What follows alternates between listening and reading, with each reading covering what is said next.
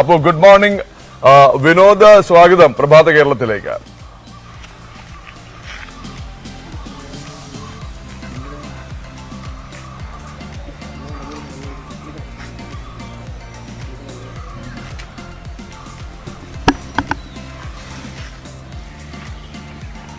വിനോദ്, കേൾക്കാമെങ്കിൽ ഞങ്ങളിപ്പോൾ തെച്ചിക്കോട്ടുകാവിലാണ്. വിനോദിന് കേൾക്കാമെങ്കിൽ തെച്ചിക്കോട്ടുകാവ് രാമചന്ദ്രന്റെ തൊട്ടു മുന്നിലാണ് ഞങ്ങൾ നിൽക്കുന്നത്.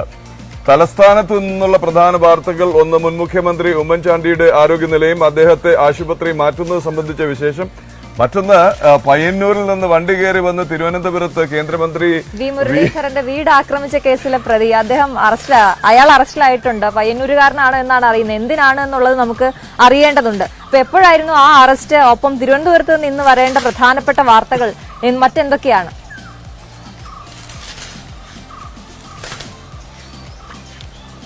രണ്ടുപേർക്കും ഗുഡ് മോർണിംഗ്.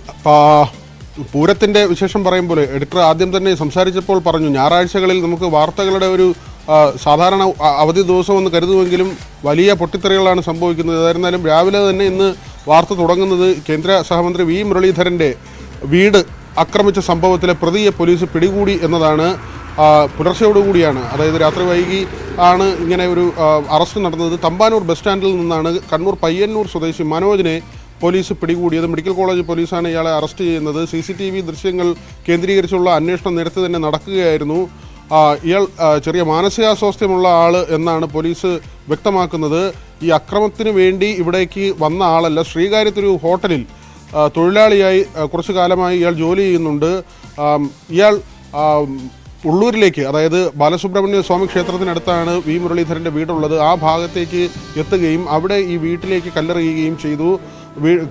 ഈ വീടിൻ്റെ മതിൽ ചാടിക്കടന്നാണ് അകത്തേക്ക് പ്രവേശിച്ചത്. ഈ ജനൽ ചില്ല് പൊട്ടിയപ്പോൾ അത് തറയിൽ വീണ് ഇയാളുടെ കാലിൽ അത് കൊള്ളുകയും കാല് മുറിയുകയും ചെയ്തിരുന്നു. വീടിന് സമീപത്തെ പടിക്കെട്ടുകളിൽ പിന്നീട് രക്തക്കറ കണ്ടെത്തുകയും ചെയ്തു. ഇപ്പോൾ പിടിയിലായ ആളുടെ കാലിലും പരിക്കുണ്ട്. കൂടുതൽ വിശദമായി പോലീസ് ചോദ്യം ചെയ്യുന്നുണ്ട്. വി മുരളീധരനാകട്ടെ ഡൽഹിയിലായിരുന്നു ഈ സംഭവം നടക്കുമ്പോൾ.